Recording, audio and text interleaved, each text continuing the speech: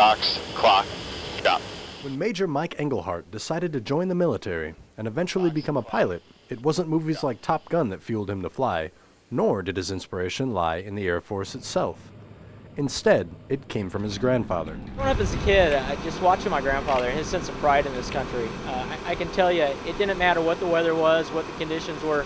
Every morning he was outside raising his flag and taking it down every night. At 91 years old, Henry J. Denicola has seen and experienced more than most. But the lasting imprint that he left on his grandson began when Denicola enlisted in the Army Air Corps in December of 1941. I heard President Roosevelt on that Sunday when I was washing pots and pans in a fraternity house at Cornell University, and I heard him, "This day shall live in infamy. The Japanese have bombed Pearl Harbor." My buddy and I told the chef goodbye. About 4 days later, I signed up. For 3 years, Mr. Denicola served as a nose gunner aboard the B-24 Liberator. He flew 13 combat missions. We had a mission from Samar,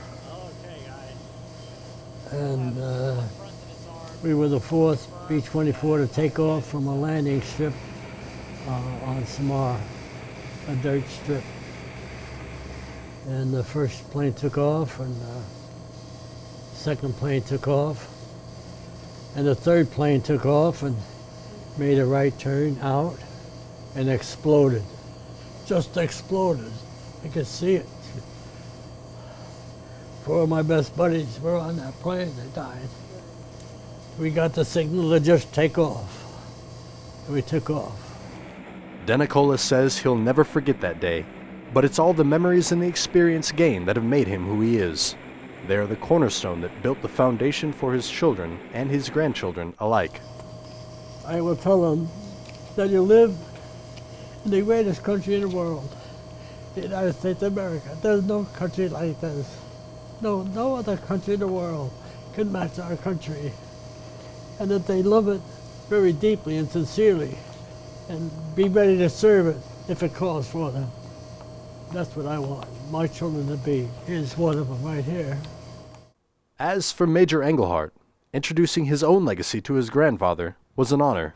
Seeing the pride he had in his eyes for what I do and for what all the airmen here at Hurlburt and the Air Force do, you saw this, just this spark in him.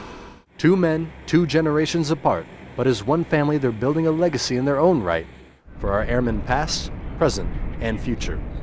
Airman First Class Stephen Ellis, Hurlburt Field, Florida. They get this white hair doing nothing.